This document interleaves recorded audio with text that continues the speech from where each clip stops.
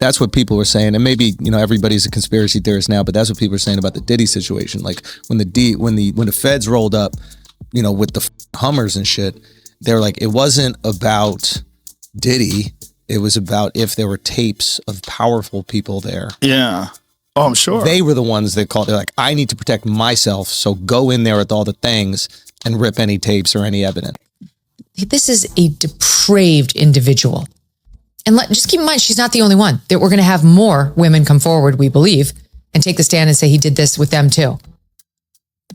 And as far as the racketeering goes, there's been testimony that his staff was facilitating it. They would set up the rooms. They would deconstruct the rooms. They would clean the rooms. They would bring in fresh linens from all the blood and human fluids and baby oil that were all over the beds of these hotels. It's absolutely disgusting.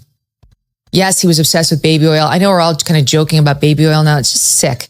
Like he wanted to heat it up. He wanted her putting it on sex workers, sex workers putting it on her. He wanted her to watch him with female workers too, made her do that. And the defense is trying to say it's all consensual. We've got these emails showing some of them were at her request, or she was at least open-minded, or seemed to be anticipating it with favor.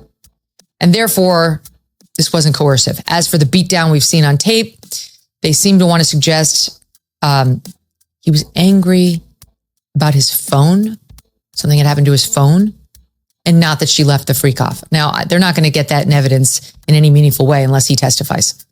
And if he testifies, all better. In the ongoing sex trafficking trial of hip-hop mogul Sean Diddy Combs in Manhattan federal court, further disturbing testimony was presented. Bryana Bana Bongolan, a close friend of singer Casandra Cassie Ventura, described in detail a 2016 incident where Combs lifted her over the railing of a 17th floor balcony in Los Angeles and held her there, threatening her life. Bongolan told the jury that the experience left her with lasting psychological trauma, including ongoing night terrors and persistent anxiety. Bongolan also testified that she had witnessed multiple incidents of physical abuse between Combs and Ventura. She said she had seen Ventura with black eyes and bruises on several occasions. In one specific incident, Bongolan said Combs threw a knife at Ventura while they were inside Ventura's. The rumors are that Diddy was running some kind of Epstein-type deal where he was filming everybody, right? That's the rumors, yeah. I don't know that there's any proof or anything other than that. It's kooky, and it seems like they're just leaning into it. Like, there's no course correction at all. Just leaning into the kooky. Yeah. Fun times. Oh, yeah. Apartment. Bongolan described the relationship as extremely volatile and said Combs was controlling and violent. In another chilling moment recounted in court, Bongolan recalled Combs telling her, "I'm the devil and I could kill you," during a threatening confrontation. This was part of a pattern of intimidation and violence, prosecutors allege, used to silence witnesses and victims. The central focus of the federal case involves what prosecutors call freak-offs, which were drug-fueled sex parties where Combs allegedly coerced women, including Ventura, into participating with male sex workers. Prosecutors claim these acts were often recorded and that Combs used the footage as blackmail. Both sides, right? There's the people on the right that are trying to nail the people that are on the left with this. There's people that are journalists that are trying to nail the people that were involved in this. This is it, yeah. And they've managed to keep that fucking list from coming out, which shows you how powerful certain people are.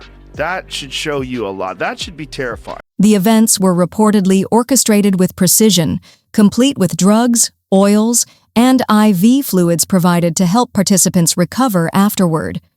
Prosecutors with the Manhattan U.S. Attorney's Office argue that Combs and his associates used both physical force and psychological threats to manipulate and control women over the course of 2 decades.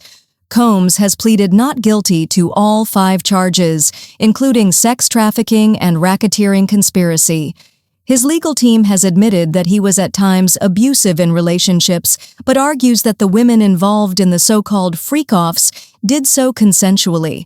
However, the growing number of witnesses and the graphic testimony suggest a long-running pattern of coercion, abuse, and cover-ups. If convicted on all counts, Sean Diddy Combs faces life in prison. Prosecutors are expected to wrap up their case soon, at which point the defense will begin presenting its argument. Bryana Bana Bongolan, a former graphic designer and close friend of Cassie Ventura, provided detailed testimony regarding multiple incidents of abuse by Combs.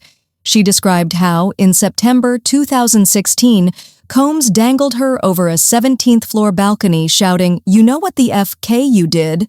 This traumatic event left her with physical injuries and ongoing psychological issues, including night terrors and paranoia. Bongolan also recounted witnessing Combs throw a knife at Ventura, narrowly missing her during an earlier confrontation at Ventura's apartment. Additionally, she testified about a separate occasion during a Malibu photo shoot where Combs threatened her, saying, "I'm the devil and I could kill you." While she admitted to being on cocaine at that time, she maintained that she was genuinely frightened by Combs' behavior. Combs faces multiple federal charges, including racketeering conspiracy, sex trafficking, and transportation to engage in prostitution. Prosecutors allege that over 2 decades, Combs coerced women into drug-fueled sexual acts, sometimes using threats and violence, and intimidated witnesses into silence. Ventura testified earlier that she participated in so-called One of the biggest questions in the Diddy trial is what other celebrities will be named, who participated in the f***s and who witnessed the f***s. I mean, Diddy's white parties are infamous. According to the New York Post, the feds are set to widen the investigation. Diddy's blank probe over claims that the rapper boasted about using a pew-pew on people, bribing jurors, and using J-Lo as a pew-pew mule. Well, we're gonna see a lot of strange things take place due to the fact that I know how this world works. After working in the industry, I converted my business to combat human trafficking. Last year, my team brought home 17 people, 4 children. freak-offs under coercion and blackmail, and accused Combs of frequent physical abuse. If convicted on all counts, Combs faces life in prison. The prosecution is expected to conclude its case soon, after which the defense will begin presenting its argument. The trial has garnered significant media attention, with several documentaries and docuseries in development. Netflix, an untitled docuseries directed by Alex Stapleton and executive produced by 50 Cent, focusing on the allegations against Combs. A 5-part documentary series titled The Fall of Diddy, released in January 2025. Prosecutors have accused Combs of attempting to influence witnesses and public opinion ahead of his trial. They allege that while in custody at the Metropolitan Detention Center in Brooklyn, Combs engaged in attempts to sway witnesses by having family members contact potential victims and witnesses, urging them to create narratives to influence the jury pool, and orchestrating marketing strategies aimed at shaping public perception. Bongolan said she had no idea what Combs believed she had done wrong, and to this day still doesn't know. She described Combs as significantly larger and said the entire experience was terrifying. This event was only one in a pattern of violent, abusive behavior Bongolan said she witnessed during Combs' long-term relationship with Ventura. Bongolan testified that she saw Ventura multiple times with black eyes and bruises, and on one occasion witnessed Combs throw a knife at Ventura inside her apartment. In another incident during a Malibu photo shoot, Bongolan said Combs threatened her directly, saying, "I'm the devil and I could kill you." She admitted she was under the influence of cocaine during that encounter, but maintained that Combs' words and demeanor were terrifying and real. Combs, now 55, has pleaded not guilty to 5 federal counts, including racketeering conspiracy and sex trafficking. Prosecutors say that for over 2 decades, Combs and his associates used drugs, violence, and intimidation to coerce women into performing in sex acts known as freak-offs involving male sex workers. These events were often recorded, and women were blackmailed into continued participation. One of the most damning testimonies came from Cassie Ventura herself, who said she participated in these freak-offs for nearly a decade. initially to please Combs, and later because he threatened to release compromising videos of her. She also said Combs frequently beat her, a claim supported by Bongolan and others who observed physical injuries on Ventura. Prosecutors also claim that Combs managed these sexual events with meticulous preparation, including supplying cocaine, MDMA, alcohol, oils, and IV fluids to revive participants after prolonged abuse. The government argues that Combs used his power, money, and connections to create a network of control over victims, including through threats, surveillance, and legal intimidation. Allegations include not only trafficking and abuse, but also efforts to keep witnesses silent. Additionally, federal investigators and prosecutors say Combs attempted to tamper with witnesses from jail. While in custody at the Metropolitan Detention Center in Brooklyn, Combs allegedly instructed family members to contact potential witnesses, urging them to alter their accounts or remain silent. Authorities also claim he used public relations strategies to influence potential jurors and the public perception of his case through media campaigns and social media manipulation. Despite these allegations, Combs' legal team maintains that the relationships and encounters were consensual. They have acknowledged Combs may have been abusive in certain domestic contexts, but insist that participation in freak-offs was voluntary. However, several women, including Ventura and Bongolan, dispute this claim, describing an environment of fear, coercion, and violence.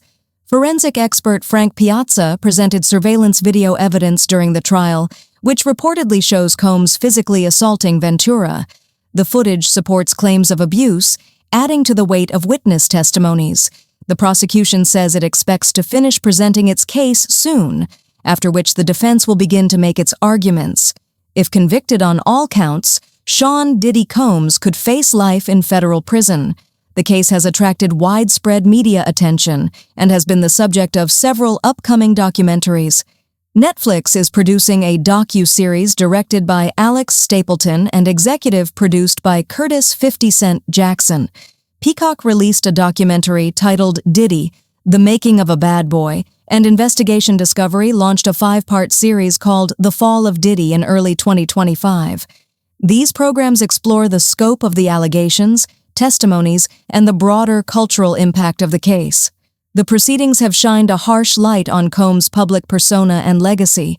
Once regarded as a music icon and business mogul, he now faces potentially career-ending legal consequences.